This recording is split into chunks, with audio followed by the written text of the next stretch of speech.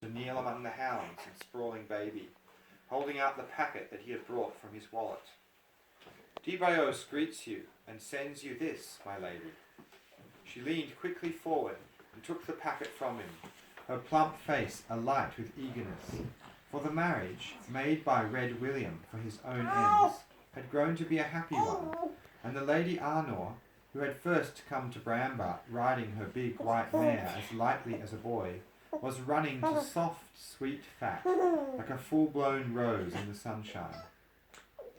You are welcome twice over then, once for yourself, and once for what you bring, she said, and made a little gesture to him to rise, before she took her scissors to break the yellowish wax with its impress of de Braos's seal, and opened the crackling sheet of parchment. Randall got to his feet again, and stood looking down at the embroidered stuff that flowed from her lap to the floor. He saw an oak tree with 3 acorns and 7 leaves, a hare and a fallow doe beneath it, a bird in its branches, all worked in those sombre greys and russets and dim violet colours, and one unexpected note of brilliant blue in the bird's wing that was like the sudden flashing out of blue and silver from the grey tumble of storm clouds that had greeted him for a brief moment in the courtyard. But the brightness had fled onward, and the great chamber was already darkening with the next storm of rain. The shutters of the weather windows were closed against the wind and wet, and the rain rattled on them and drove hissing down the slanting smoke vent into the fire, making the ash logs spit and steam. But under the steam and the smoke that billowed into the room, the hollow heart of the fire seemed to glow all the brighter, red gold, the colour of Randall's red amber, Beavis's red amber, with the sun behind it. There was another note of fire colour in the great chamber, flaming out of the greyness by one of the open windows. It teased at the corner of Randall's eye until he raised his head and glanced towards it, and saw Gisela sitting in the deep embrasure, watching him, with the grey storm rain driving behind her head, and the backwash of the wind fretting the wisps of bracken-red hair about her face. He had not seen her since the evening in the castle garden, a 1.5 years ago. Beavis and he had not come up to Bramber at all last winter. There had been so much to do at Deane, and when they had come up to the castle in the spring, with preparations in full spate for Henry's second invasion of Normandy, she had not been there. He remembered vaguely having heard that she had gone home on a long visit to help with an elder sister's wedding. He remembered still more vaguely that at the time he had been sorry, but with so much else happening he had scarcely thought of her since. He remembered that evening in the castle garden now, sharply and painfully, even to the way the shadows of the budding quince tree had danced, and the dry aromatic scent of the sprig of rosemary that she had given him. And because Beavis was dead, the memory hurt him unbearably, as the sudden dazzle of blue and silver in the courtyard had hurt him, so that he swerved away from it in his mind and would not remember at all, and stared back at Gisela with almost hostile eyes. Gisela in the window met his look, puzzled. She seemed to be waiting for something, and then he saw her give up waiting. She cocked up her chin with a sudden resolve, and laying aside her spindle and distaff with its load of saffron wool, got to her feet and came to stand before him. "I will take your helmet for you," she said, and put up her hands to the strap that held it to his mail coif. But Randall's own hands were before her, and he stepped back a pace until his heel struck against the raised stone of the hearth. "Nah, I can do well enough for myself." He freed the buckles with a savage tug and pulled off the heavy, nut-shaped headpiece. 2 bright patches flamed up on Gisela's cheekbones, and he saw the war light that he remembered of old flickering in her eyes. "Are you afraid that I shall dint your precious helmet? You are not the first night that I have unharnessed Sir Randall." Randall looked at her again, quickly, startled by her words. "How did you know that?" "Well, of course I know who I have unharnessed and who not. Does it seem that I am quite a fool?" she retorted, wilfully misunderstanding him. "No, I meant about my being a knight." "You are you not, in spite of telling me that you never would be?" Yes. Gisela hesitated, her eyes moving over him with a kind of ruthless, detached interest and returning to his face. I do not know. You don't look like a squire any more. And that sword, it's no squire's blade. It was Beavis's sword, he told her after a moment. Her face changed in the swift way it had, all the sparkle of temper draining out of it. Oh no, she said quickly and softly. Beavis. Is Beavis... He looked at her with dull eyes. She was outside the dark barrier of his misery, and he could not reach her, even if he had wanted to. Beavis is dead, he said, and turned his shoulder on her. He saw the Lady Arnor look up from her letter, and forestalled her kindness, as he might have shielded a raw wound from someone's too searching touch, saying roughly, My lady, I have letters also for Sir Herbrand the Seneschal. Give me leave now to go and find him. The storm blew and drenched itself out in the night, and the world had turned gentle when Randall set out next morning for Deane. The tall elms by the mill stood up, half bare already, but lamp gold against the tawny paleness of the downs beyond, and the dog-rose tangle among the hazel bushes was set with the scarlet flame points of rose hips, as though to light him on his way through the quiet grey morning as he rode up from the ford. But Randall saw nothing of that. To him it was dusk, under a sunset sky that was like the echo of a brighter sunset somewhere else. And he rode with ghosts, hounds long dead that came running to meet him, and old Sir Everard's voice calling to them, You will let them know through half Sussex that the Lord of Deane comes home. A long-legged boy in russet hose dropping out of the pear tree by the gate. The Lord of Deane comes home. It was the thrusting and barking of real hounds about him now, as he swung down from the saddle in the Hall Garth, and he realised that he must have come right through the village without seeing it at all, or rather, seeing it across 12 years. The hounds fawned about him, Joyeuse carrying an old shoe of Beavis's in her mouth. The household was gathering in the wake of the hounds. Randall stood with his arm curved over the warm grey arch of Swallow's neck, and looked back into their eager, questioning faces, and knew that this was the worst moment of all. He heard their voices without knowing what they said. He did not know if he answered them, but if not, they must have read his news in his face, for he felt his own grief reaching out to engulf them too. He saw them standing back from him a little, staring at him, without noisy sorrow, in a silent and almost sullen grieving, after the manner of the Saxon kind. He saw Adam Clark's face among the rest, white and stricken and suddenly very old.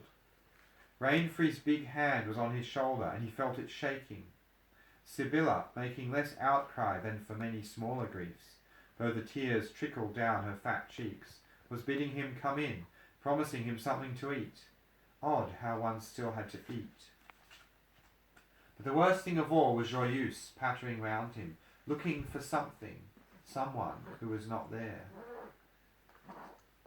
She nudged the old red shoe against his legs, whimpering, but would not give it to him when he stooped for it.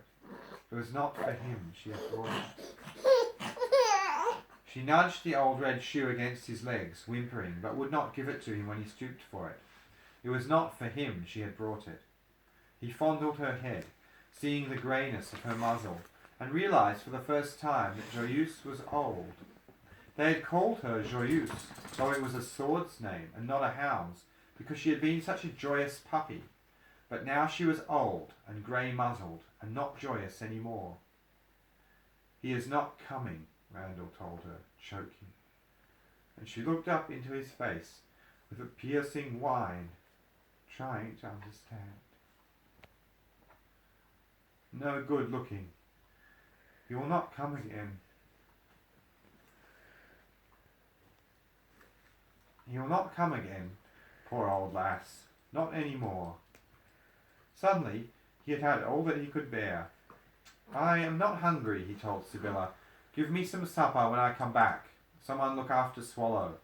And he turned and strode blindly out from the garth, round the end of the little flint-walled church and up towards the downs. Joyeuse followed a little way at his heels, then turned with a distressed whimpering and padded back towards the hall. And Randall went on alone.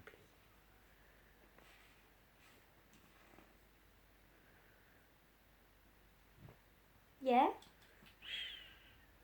There were goldfinches on the seeding thistles and wild marjoram beyond the garth, jewelling the grey day with their forehead rubies and the blink of gold on their quivering wings. But Randall did not see them. He did not see the familiar upward sweep of the downs that was tawny as a hound's coat, silvering as long, cool swathes of air went by. He climbed on, blindly, leaving the tilled land and the woods behind him, into the emptiness. He did not know.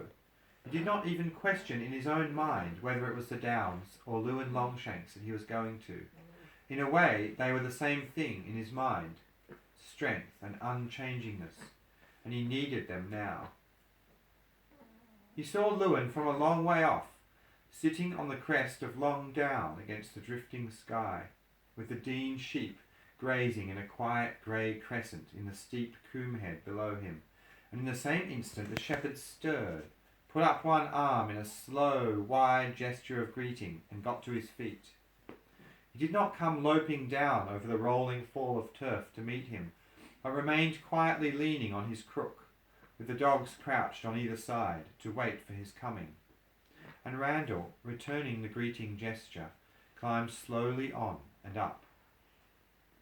He climbed straight through the flock, the sheep raising their heads as he passed, to stare at the armed man in their midst, then returning peacefully to their grazing. The two men came together on the broad downland ridge, with nothing higher than themselves save a kestrel hanging in the sky above them. The big, fair shepherd, in his sheepskin mantle, with the quiet of the high and lonely places about him. The young knight, still in hauberk and helm, with his shield strap creaking across his shoulders, still mired with yesterday's long, hard riding, haggard and red-eyed. They stood looking at each other for a few moments, without any further greeting. Then Lewin asked in his gentle growl, "Where's d'Aiguillon, then?"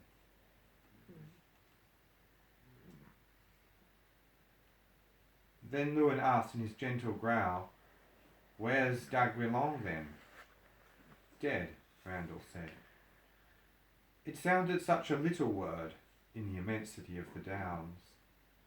In the silence that followed, he heard suddenly the faint shish, shish, shish of those long, cool swathes of air moving through the tawny grass, and the thin, shining song of a lark lost somewhere high overhead.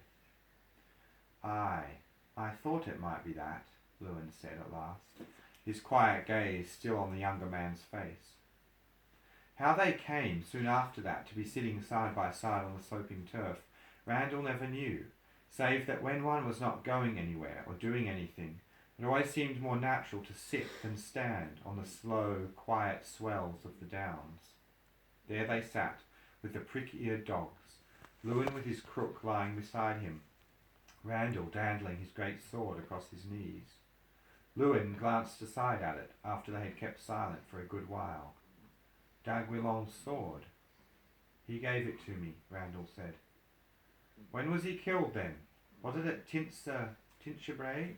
We heard there was a great battle at a place called Tinchebray." "Aye, at Tinchebray. It was a great fight, broke the power of Normandy." In a dead, level voice he began to tell the other how it had been. "Henry dismounted most of his army to take the shock of the Norman charge, so that in a way we fought as Harold's men fought at Hastings.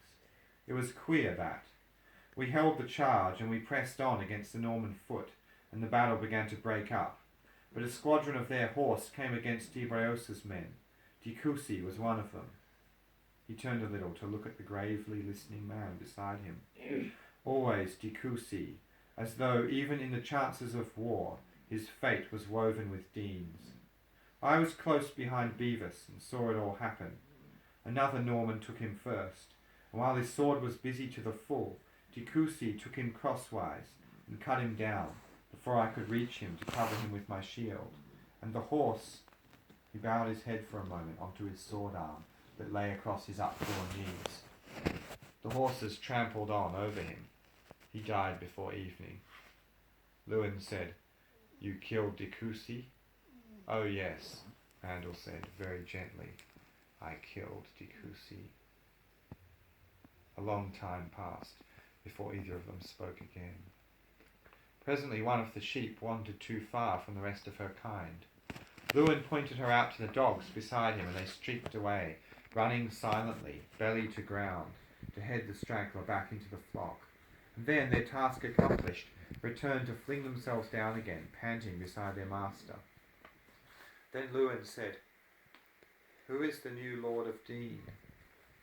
The skies had begun to break up, and faint blurs of brightness to drift across the downs.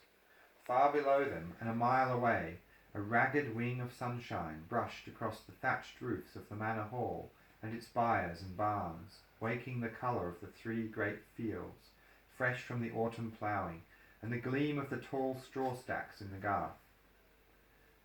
"I'm afraid